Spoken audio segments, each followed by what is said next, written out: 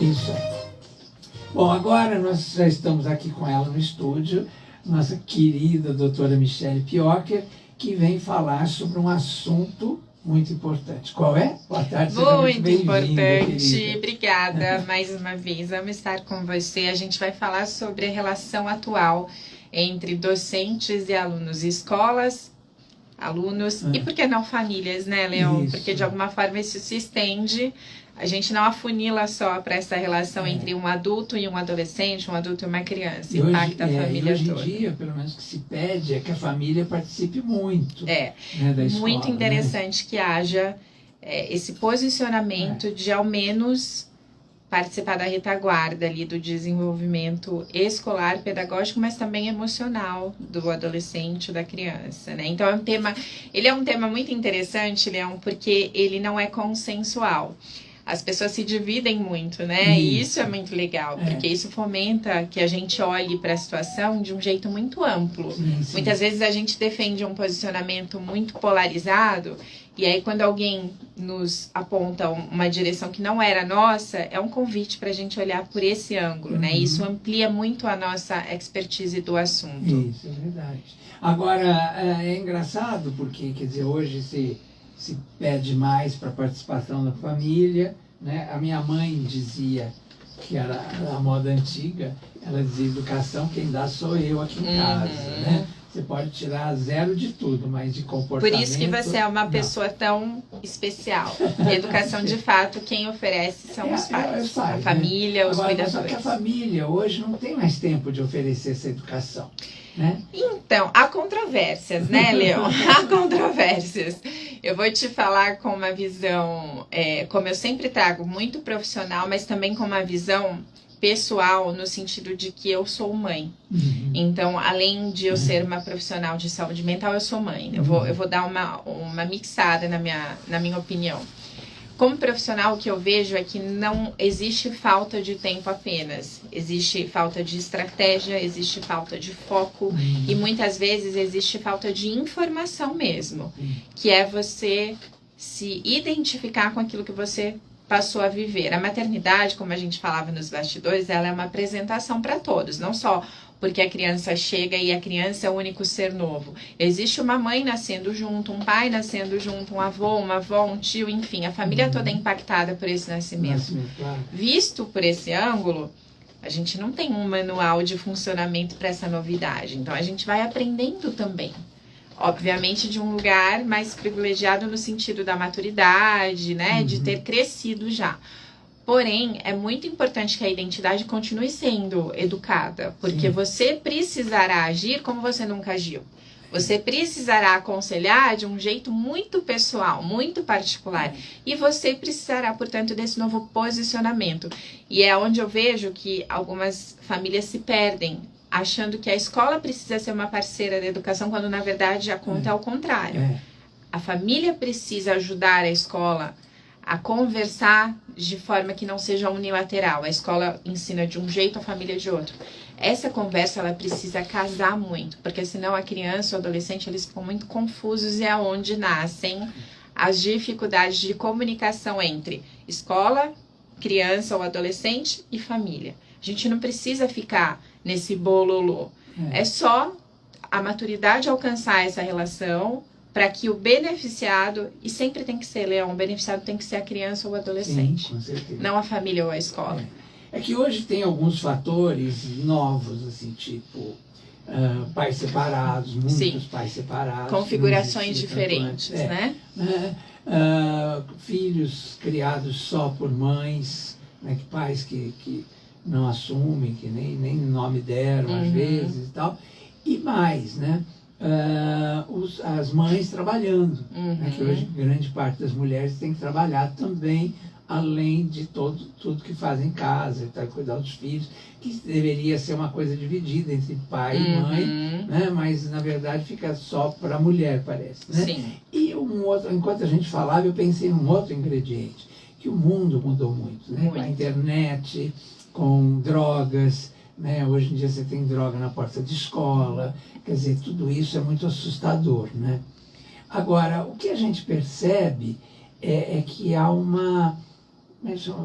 ferocidade, quase, vamos dizer assim. Pelo menos é o que eu ouço dos professores, principalmente da rede estadual e municipal, né, que é uma ferocidade dos alunos, uma falta de educação dos alunos que agridem até fisicamente os professores, né? E coisa que no meu tempo, acho que no seu também, era inadmissível, você nem imaginava isso, né?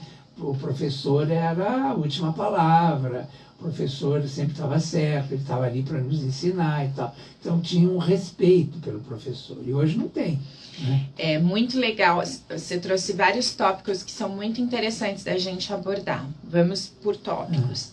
Primeira coisa, Leão, a gente tem que pensar que a escola, de muito pouco tempo atrás, tá? A gente não precisa revisitar a escola de 50, 40 anos atrás. A escola de 10 anos atrás era plenamente diferente, porque o objetivo principal ali de todo o corpo docente, mas também o objetivo como escola, como instituição, era formar o cidadão para o mercado de trabalho. Abaixo disso, utilizar competências emocionais para formar esse cidadão como alguém pensante. Mas o topo aqui era pedagogicamente fortalecer esse ser humano para que ele estivesse pronto para os próximos passos no mercado de trabalho.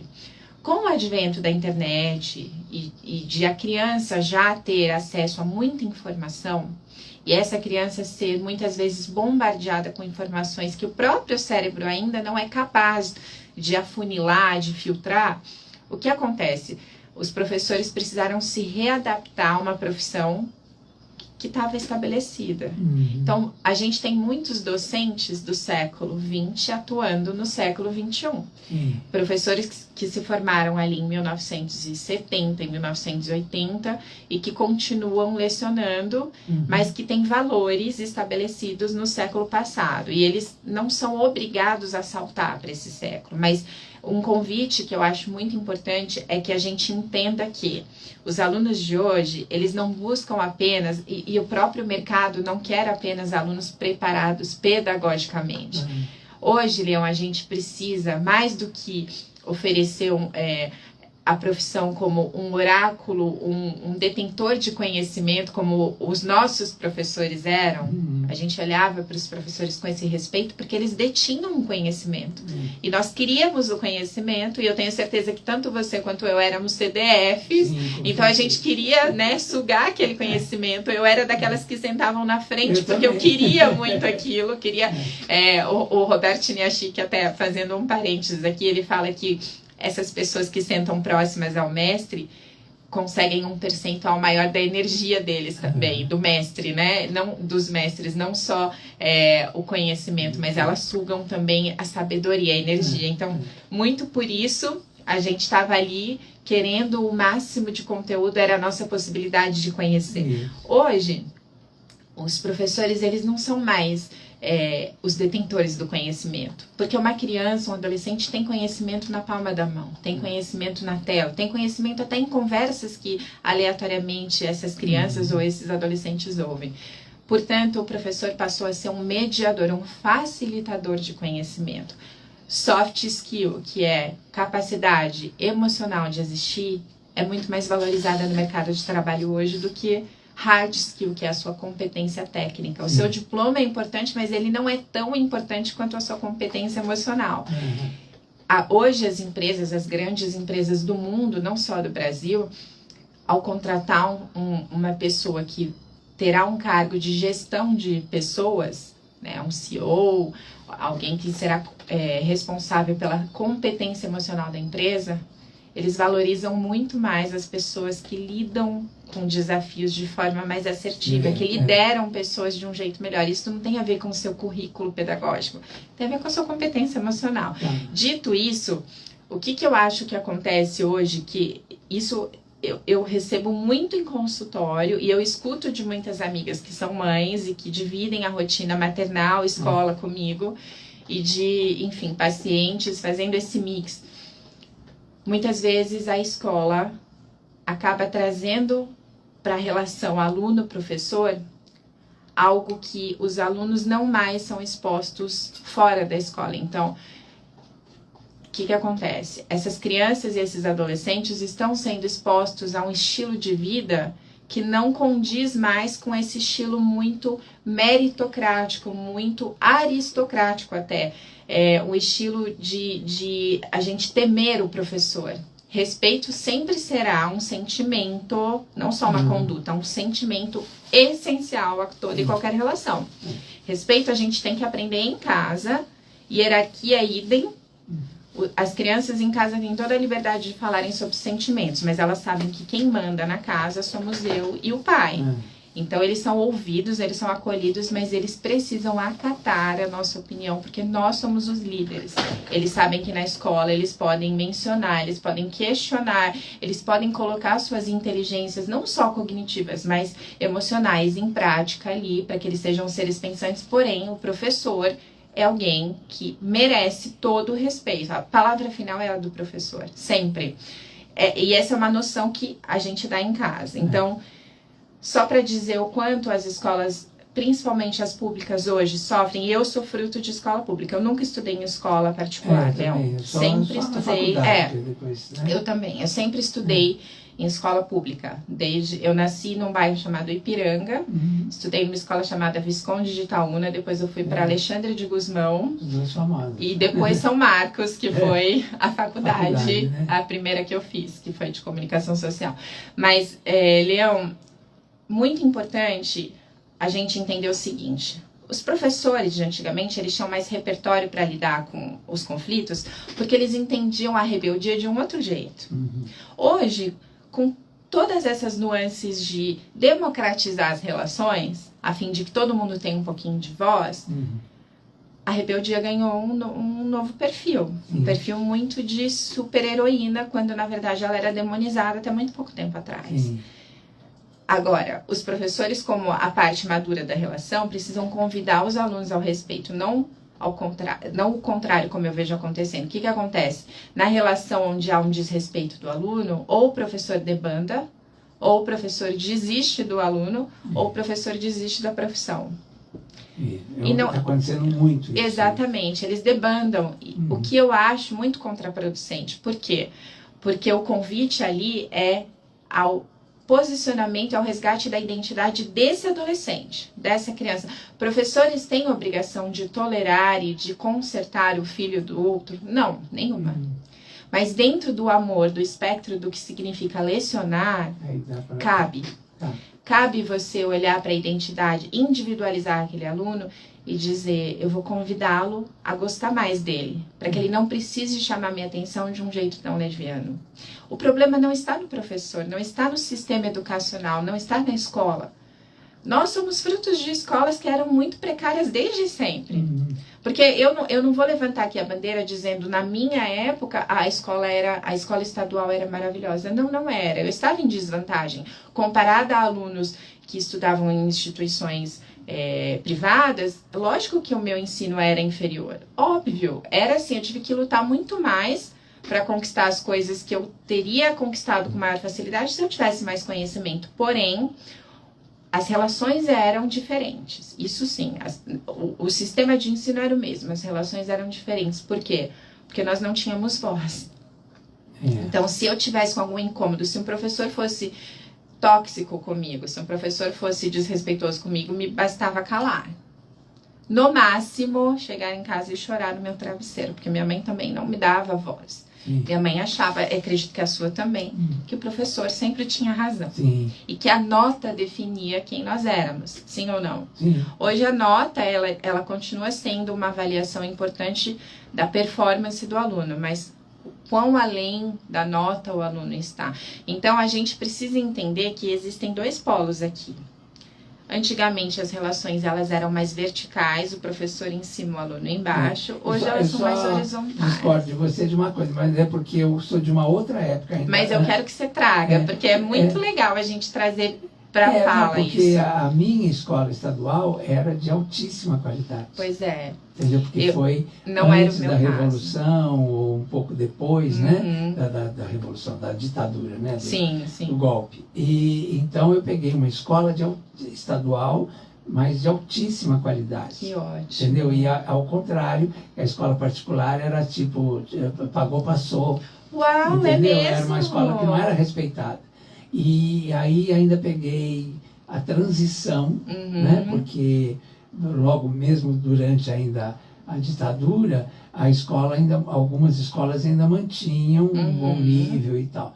E aí já no finzinho do meu colegial é que começou aquela história de educação moral, e que era uma bobagem, que a gente era obrigada a engolir aqueles absurdos que o professor falava, e que era um professor meio estranho, a classe dos professores e tal, era um cara meio imposto já pela ditadura e tal, mas foi no fim. E assim, o nível dos professores, a partir daí, os professores ganhavam bem. Eu lembro que no meu tempo de primário, as professoras eram tidas como grandes partidos, porque elas ganhavam tão bem, então sempre tinha um marido, um namorado que ficava esperando na porta, não trabalhava, que queria casar com a professora porque ela era rica. Olha, Léo, que história maravilhosa! Era uma coisa Adorei. muito engraçada. E sempre tinha essas histórias assim, do cara, chamava os caras de chupim, que eram os caras que queriam casar com a professora porque eram normalistas, né?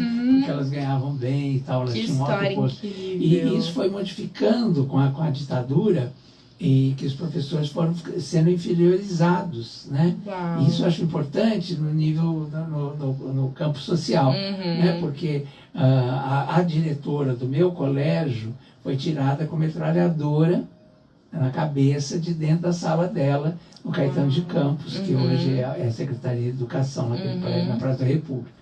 Então foi um choque para todos nós, porque ela era uma mulher incrível, uma mulher que tinha 7 filhas, e sabia o nome de todos os 1000 alunos que tinham no colégio. Que lindo isso. Entendeu? Muito E forte. a história de cada um. E, tal. E era um outro nível de professores. E aí foi mudando, e eu acompanhei, inclusive, um pouquinho no finalzinho do meu colegial e tal, essa mudança, né?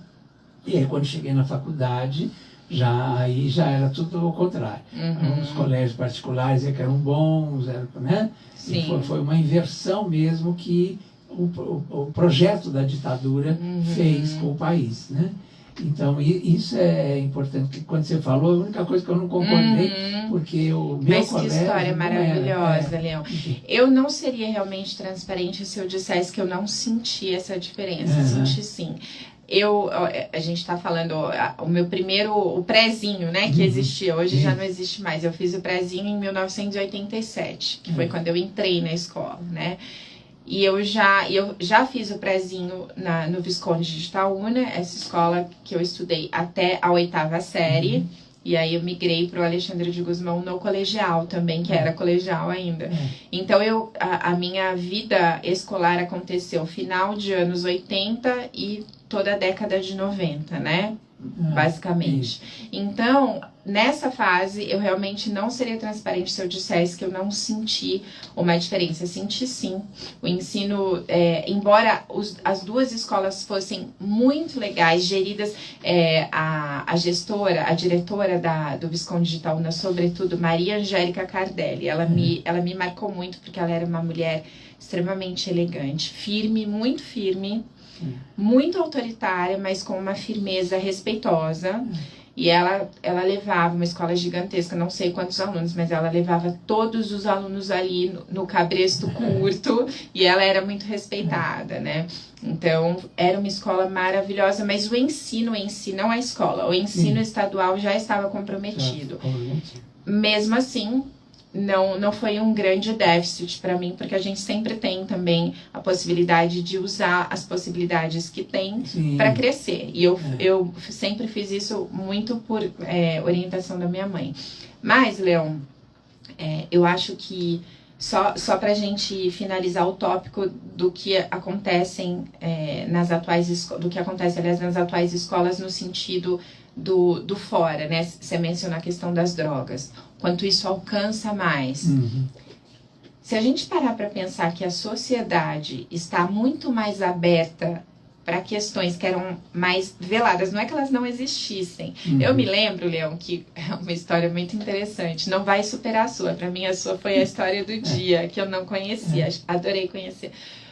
Mas a minha mãe falava assim, ó, jamais aceite bala, de qualquer estranho, Sim, porque colocam droga nas balas, né? E eu acho que eu levei isso tão a sério que as minhas amigas, assim, crianças como eu, 8, 9, 10 anos, às vezes levavam balinhas. Tinha aquela bala soft, que era a assassina dos anos 80, que a minha mãe me proibia veementemente de consumir. Elas chegavam para me dar a bala e eu não aceitava, porque eu pensava assim, tem droga nessa bala. Imagina, não tinha, mas eu levei muito a sério essa história. Na rua, então... Então, eu nem olhava para o lado, né, o medo. Então, já existia essa questão, mas óbvio, era muito mais velada, porque as pessoas se davam mais ao respeito, né? Essa questão de hoje, as coisas estarem mais explícitas, eu acho que isso alcança outros níveis, né, também. As pessoas perderam um pouco da cordialidade de maquiarem um pouco aquilo que elas fazem, né, Leão? A honra ficou um pouco mais comprometida, eu acho. Os costumes. Os costumes, mudaram os muito, bons costumes, né? E que não tem a ver propriamente com valores familiares. Isso cada família tem o seu. E também não tem a ver só com valores da sociedade. Eu acho que as pessoas, elas passaram a existir de um jeito muito protagonista, esquecendo que elas são parte de um elenco todo. Então, você existir para brilhar sozinho... Não é o individualismo. Exato, que a gente abordou na última semana. Não é só leviano com o outro, é com você também. As pessoas não te toleram, elas só são educadas, algumas. E quem tiver o mínimo de coragem e de falta de compromisso com a boa ordem, vai dizer para você que você não é legal, se você insiste em brilhar muito sozinho, né? Então, acho que é um conjunto de questões que fomentam na educação, que é a parte que sempre vai perecer mais, Léo, a corda fraca. Né? A questão do viver em sociedade mesmo, né? Que a gente parece que perdeu essa noção. As pessoas ou estão solitárias demais, estão fechadas demais, ou então são agressivas, são né, grosseiras com as outras, não tem mais... Hoje, por exemplo, eu entrevistei lá no UOL, a Mariana Kupfer, né? Que eu conheço, menininha, que a mãe dela tinha uma grife para crianças, né? E que a Bia, quando era pequenininha, eu fazia questão, na época eu tinha muito dinheiro, né? Então eu fazia questão de vestir a Bia com aquelas roupinhas de princesa que ela fazia. Legal. E acabei conhecendo a Mariana como filha da dona, né? Da Giovanna Baby, tal, que era a grife da época. E aí ficamos amigos para a vida, né? E acompanhei. E toda a trajetória, essa coisa guerreira, e aí você vê que era uma coisa de gentileza e de carinho que se perdura. Hoje, 30 anos depois, eu encontro com ela, né, como encontrei hoje, e existe ainda, permanece um carinho, né, porque é uma coisa de respeito mesmo social, né, que era isso e que acabava fazendo laços, né, afetivos e tal. Hoje parece que não, parece que as pessoas só querem o dinheiro, só querem resolver a situação na hora, só querem comer o mais rápido possível. Isso. Você tocou num ponto... Você falava... A Mariana eu conheci na Casa dos Artistas. Isso, né? Foi quando ela foi apresentada para mídia, enfim. E eu sempre achei a Mariana muito educada. E lembre-se, Leão, você deve se lembrar muito disso, o quanto ela foi hostilizada na Casa dos Artistas, justamente para ela ter esse perfil de patricinha, que não era uma patricinha em si, ela era uma garota muito educada, muito bem educada, bilíngue, o que era uma raridade para aquela época, né? E eu me lembro que ela foi demonizada justamente pelo nível da educação dela. O quanto isso mostra que sempre houve esse certo preconceito com pessoas que toparam bancar o preço de serem diferentes da maioria. Agora, alcançando uma coisa que você trouxe, que eu achei sensacional. A gente vive um tempo, Leão, que as pessoas têm pressa de viver como se elas não acreditassem no futuro. Isso. E eu acho isso tão pesado. E você observa isso não só em pessoas que... E depois da pandemia piorou. Exatamente. A pandemia ela trouxe um senso de urgência para as pessoas que é assustador. E eu que gosto da essência das coisas. Eu tenho muitas questões, às vezes, de querer que as pessoas estejam presentes para aquilo, né? Eu gosto do olho no olho, eu gosto da boa conversa, eu gosto de falar de amenidades. Por exemplo, eu falo muito da novela das 7, que eu falo assim, que é o horário que normalmente as novelas das 7 falam de famílias, conflitos familiares, essa coisa, porque é a hora que a família está reunida, ou deveria estar reunida, né? Às 19 horas, para o café, para o jantar e tal, né? E para conversar em família, essa coisa. Isso não existe mais, as pessoas pedem essa comida que vem pelo motoboy, cada um no horário, quer dizer, não tem mais esse encontro, né? Então, e aí a gente volta para a questão da falta de convenção, Leão. A gente perdeu as convenções familiares. Isso é falta de estratégia. Porque, por exemplo, as crianças cada vez mais cedo ganham seus celulares. E eu não quero julgar os pais que fazem isso, eu acho que é uma decisão pessoal. Mas, mesmo que você seja parte de uma família que acredita que uma criança de 5 anos deva ter o seu próprio celular, você precisa criar estratégias para manter essa criança no mundo real. Sim. A menos que você queira que com 11 anos essa criança pertença 100% ao mundo online. Que ela cresça fechada no quarto, se relacionando apenas através de telas. Se você não quiser perder seu filho para um universo que suga cada vez mais por conta, não de comportamento, não é o fato de ele se fechar no quarto, é por conta de questões neurológicas. A dopamina barata vai dominá-lo. Agora, você imagina, essa criança que passa o tempo todo no celular ou no computador e tal, aí, o sacrifício que é ter uma aula presencial. Exato, ela perde a capacidade de concentração, né? Total. E esse é um dilema dos professores atuais. É por isso que o meu convite... E eu chegaria nisso exatamente porque pela questão neurológica a gente perde o foco, os adultos, tá, Leão? Agora, crianças... Pior ainda. Adolescentes também, acho uma judiação, mas enfim... Os pais precisam criar estratégias de momento de presença. E momento de presença não é sentar ao lado, é fazer o que a gente está fazendo aqui, ó. Você conversar. Conversar, falar, expõe a sua opinião. E muito legal se o seu filho tiver 100% de opiniões diferentes das suas, porque daí vocês conseguem fomentar o assunto. Destrinchar aquilo. Por que você pensa assim? Não tem que ser uma discussão, tem que ser uma conversa rica. Vamos explicar. E se a gente pensar, a criança, na verdade, ela quer isso. Muito. Ela pede, ela precisa disso. Né? Porque em um momento ela inventa alguma coisa para fazer com você, né? Porque ela quer esse contato. Mas ela está tão já dominada pela coisa da máquina, né? E tem uma coisa, Leão, que a criança, ela nunca, jamais verbalizará a seguinte frase, ó, eu preciso da sua presença. Ela não alcança esse repertório. A criança diz isso quando ela diz para você assim, vamos brincar? O vamos brincar da criança é a frase seguinte do adulto. Se a gente fosse colocar uma tecla SAP no vamos brincar, seria assim, ó, eu preciso me sentir visto por você. Olha para mim. Fala alguma coisa comigo, me ensina alguma coisa. Essa é a tradução do vamos brincar. E aí vai mudando ao longo do tempo, né?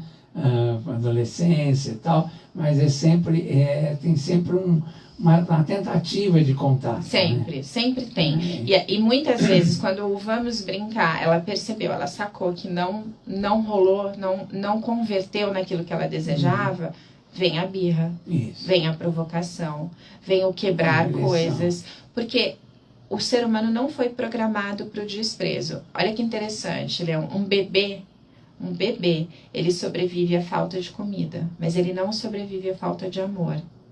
Isso comprovadamente pela ciência, ele não sobrevive à falta de amor.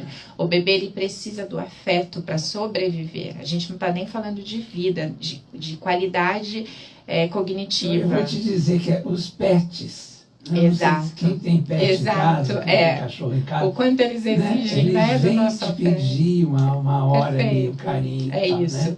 Eles, inclusive, pets mais amados, mais tratados com afetuosidade, vivem mais. Outra comprovação científica maravilhosa você ter trazido essa informação.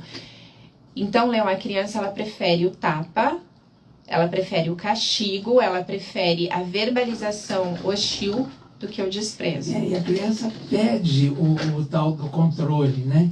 Do limite, Sim. né? Que a gente Ela fala. testa. É isso. A Ela criança vai testando, é o testa, jeito dela exato, pedir, né? de um jeito muito imaturo, porque Claro. a gente tem que considerar que a criança testa com as armas, as ferramentas que tem. Armas, acho que seria uma palavra muito pejorativa, mas com as ferramentas que ela possui. Então, muitas vezes a ferramenta da criança naquele dia, inclusive pelo repertório que ela teve na escola, de repente ela foi apresentada a uma dificuldade em matemática que ela se sentiu ineficiente, incapaz de completar, ou ela foi exposta a uma situação difícil com um colega, com uma amiguinha, com um amiguinho, então ela já traz isso. E aí ela chega em casa e não tem o devido aparo, porque o que é o pós-escola?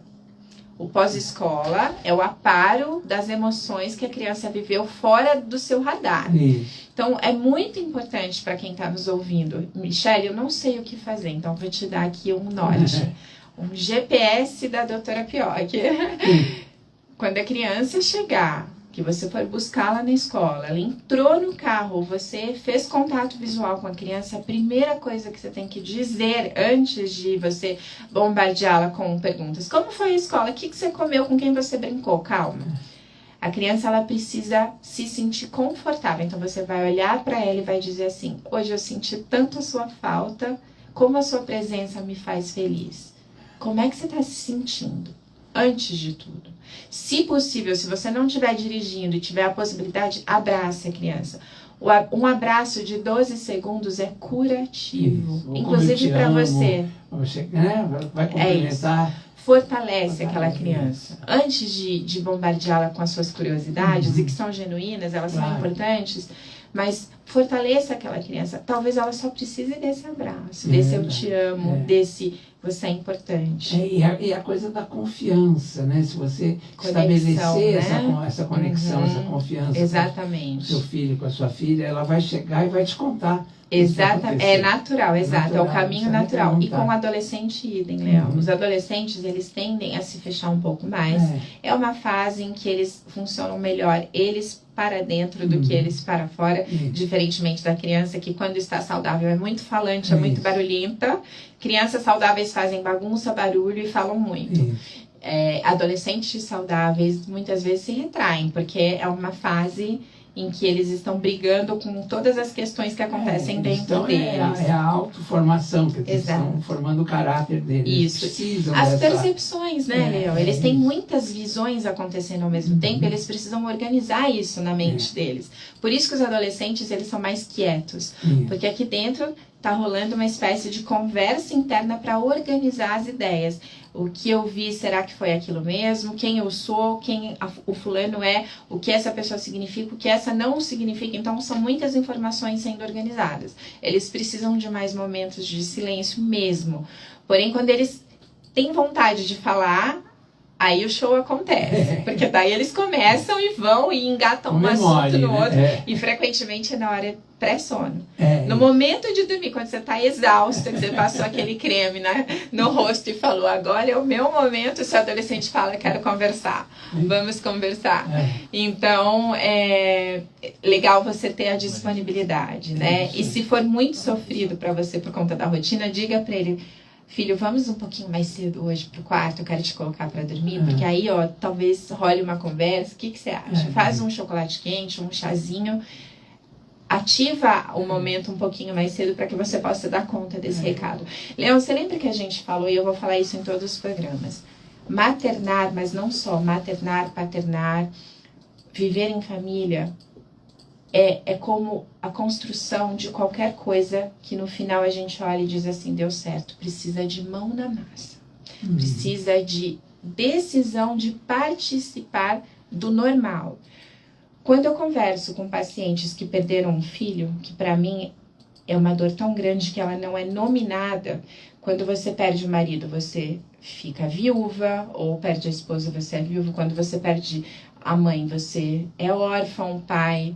Mas quando você perde um filho, não tem nomenclatura de tão forte que essa dor é. Elas dizem: eu sinto falta dos dias normais.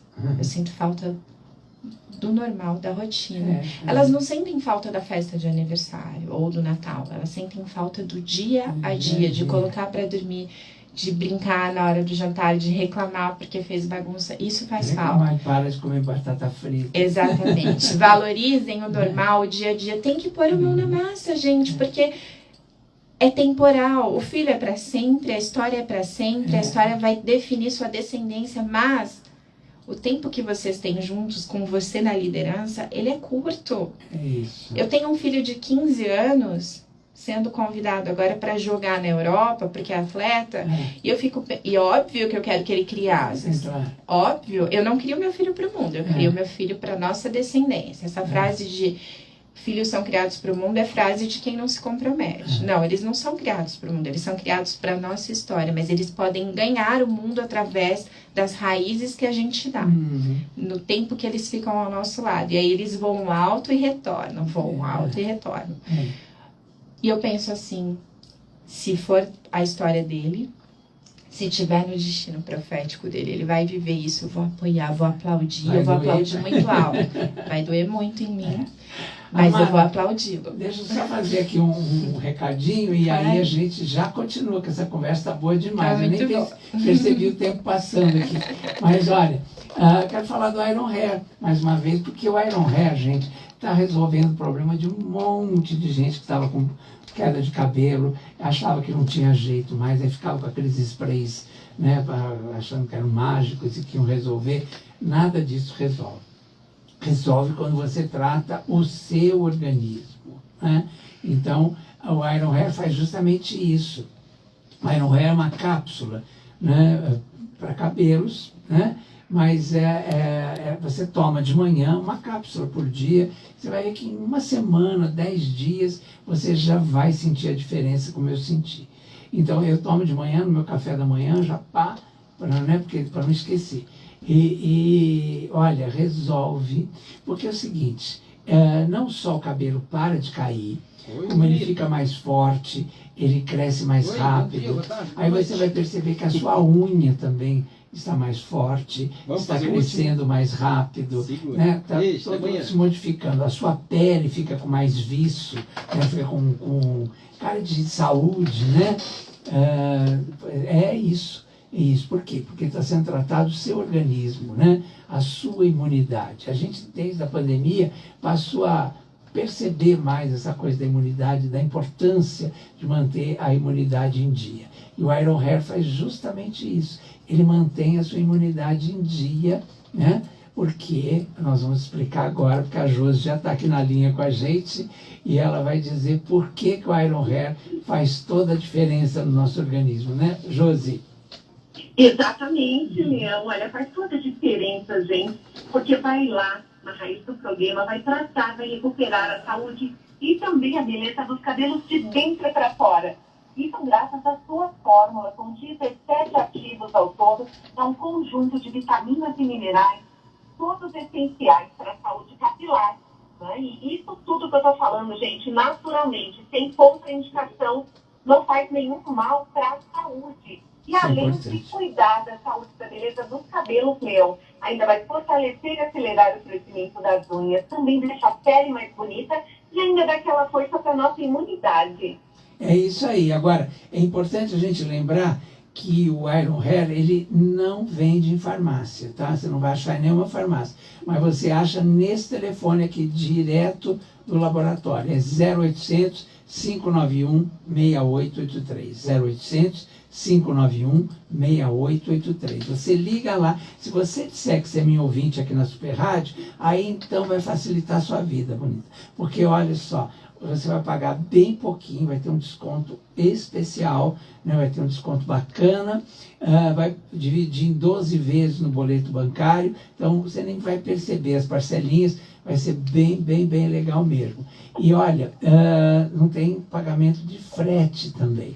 Então, além de todas essas facilidades, você ainda vai receber aí na sua casa, em qualquer cantinho do Brasil, qualquer cantinho mesmo. Você vai receber aí no sofá da sua casa, como eu falo, o nosso Iron Hair, com mais um presente surpresa, porque você disse que era meu ouvinte, e vai pagar bem pouquinho mesmo. 0800 591 6883.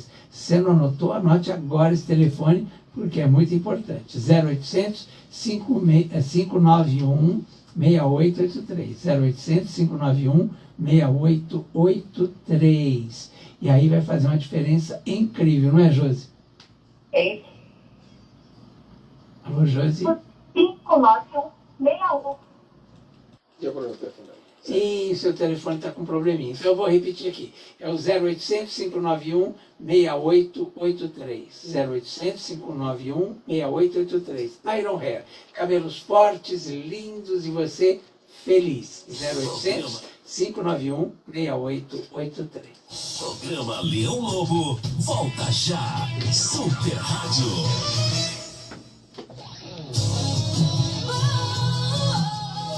Rapaz, tá escuro, vai chover. Graças a Deus.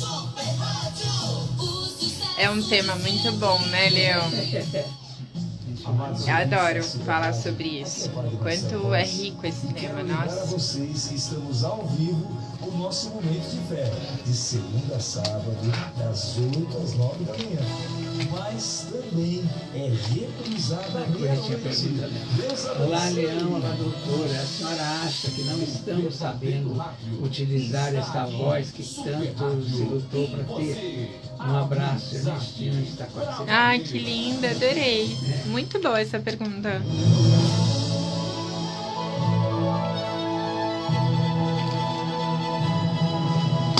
Leão Lobo é super, super rádio, a MFM.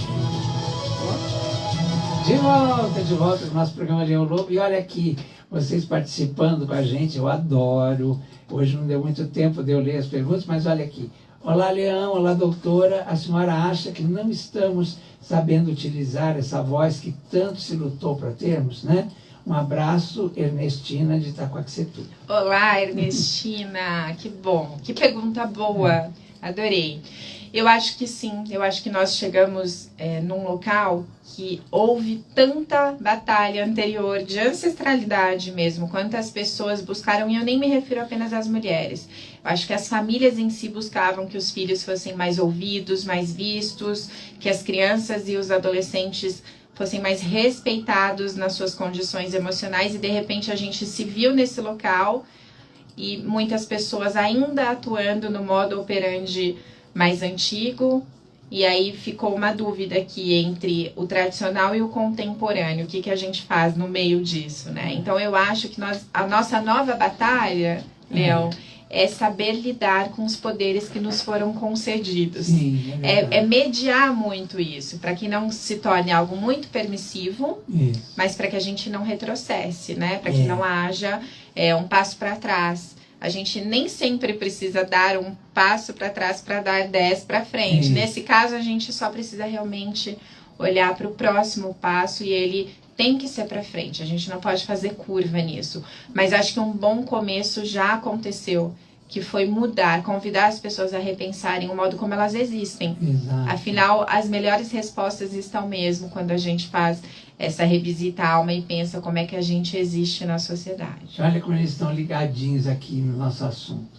O Sandro, da Vila Matilde, está perguntando qual a principal mudança que os alunos de hoje têm em relação aos alunos de antigamente. Os alunos de hoje, Sandro, boa tarde para você, obrigada pela pergunta. Eles têm a possibilidade de serem incitados a pensar, a achar soluções dentro do ambiente escolar mesmo. Enquanto que os alunos de antigamente seguiam um protocolo muito padronizado e pronto para que eles agissem e suprissem aquilo que os professores e os próprios pais, como a gente trouxe, esperavam que eles fizessem, os alunos de hoje encontram um espaço para refletirem sobre as melhores soluções, para exercerem a empatia frente ao problema do outro, que muitas vezes não reflete a realidade daquele aluno, mas que faz com que ele enxergue o mundo não como uma bolha, como modos de existências diferenciados, né? Aliás, se eu pudesse fazer aqui uma ressalva, Leão, a medida de triunfo de um ser humano é como ele se comporta no diferente.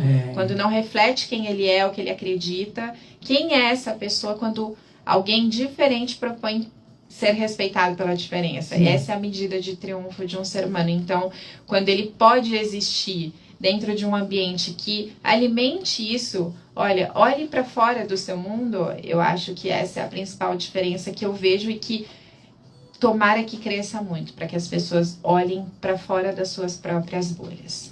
Isso aí. Olha aqui outra pergunta, essa é longa.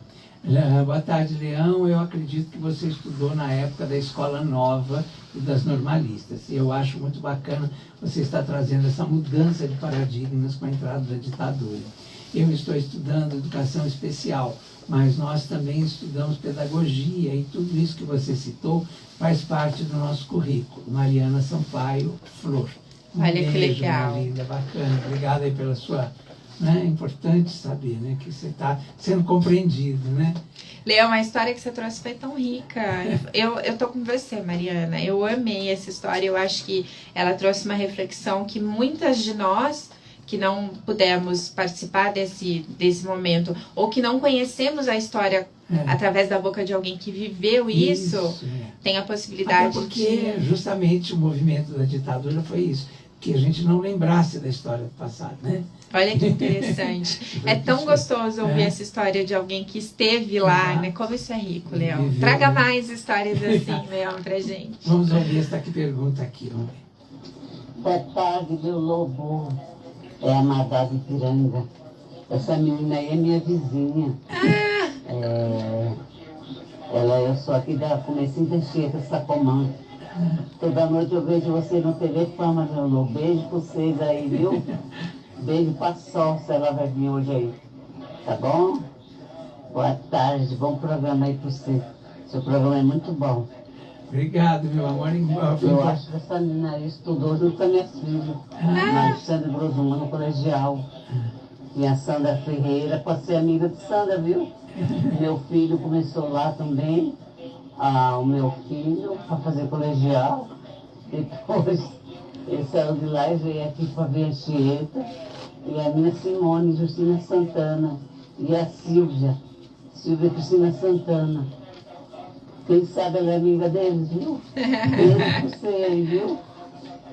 Que legal, Olha, que legal, um beijo. muito Que bom. bom que você lembrou da Sol, para eu falar, que eu tinha esquecido de falar que a Sol não veio hoje, que a Sol está de mudança, e aí ela não conseguiu acabar a mudança para chegar a tempo aqui.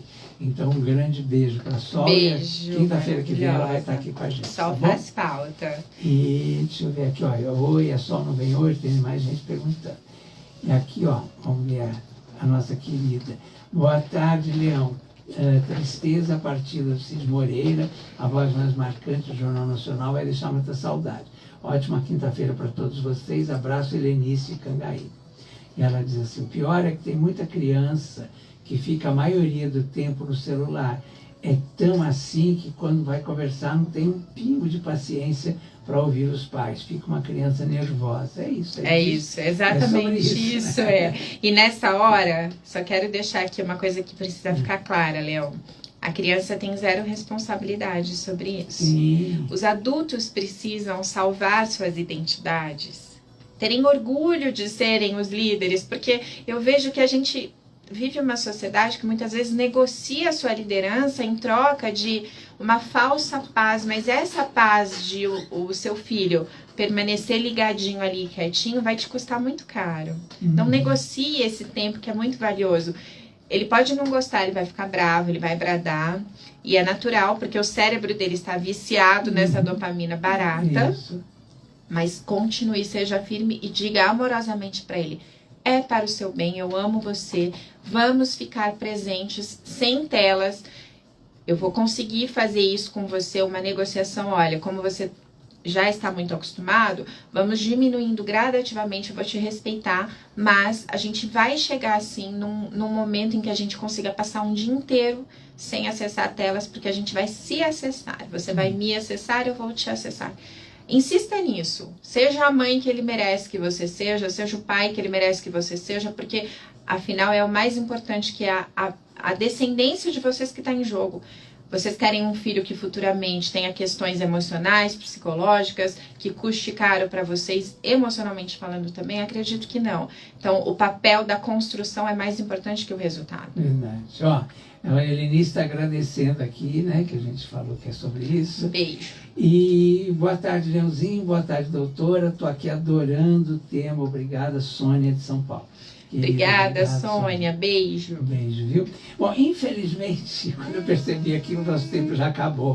Mas nós vamos continuar nesse papo foi tema. muito bom, né, bom, Leão? Vamos continuar Vamos. nos temas próximos a esse. Inclusive, Leão, eu quero deixar uma sugestão para você que eu acho que tem tanto a ver com a vida emocional, que é o Outubro Rosa. A gente entrou em outubro. É verdade. A gente pode...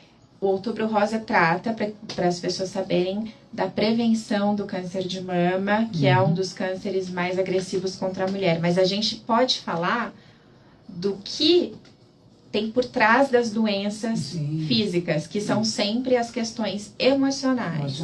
Vamos prevenir para que as emoções ajudem a sua imunidade. Leão fala tanto do Iron Hair, que é maravilhoso. Vamos falar também Iron Hair e emoções saudáveis. Esse combo, Iron Hair e emoções saudáveis, Leão, não tem como dar ruim. Não tem como você dar errado. Doutora. Me encontrem no Instagram, @mipioker com K. Lá eu tenho link para consultas, para mentoria, para livros e para o meu aplicativo que ajuda suas emoções, reprogramando sua mente, e tem um tempo gratuito para ajudar as pessoas, que é o My Vibes. Então ali vocês encontram todos os meus contatos, ou no Google Michele com 2 L's e Pioker com K, vocês encontram o meu site, michelepioker.com.br, e alguns links também para me achar. Tem telefone também? No Instagram e no site tem os contatos, Leão. Mas eu acho que, como as pessoas estão sempre online, o melhor jeito de me encontrar é sempre através ou das redes sociais, principalmente o Instagram, ou através do meu site, michelepioker.com.br ou @mipioker, com K. Maravilha. Querida, muito obrigada, amo você. Quinta estarei aqui e vamos falar de emoções para que as pessoas se salvem e construam a vida que elas sonham. Porque elas vão adoecendo cada cabecinha. Emoções não curadas nos adoecem e tiram o melhor do nosso núcleo, Leão. Por isso que as emoções são tão importantes quanto a nossa saúde física e a nossa saúde espiritual. É uma tríade muito importante pra gente. Linda. Te amo, obrigada. Beijo, beijo, Liel, e beijo pra Sol. Beijo, pessoal também. Beijo, dignidade, já.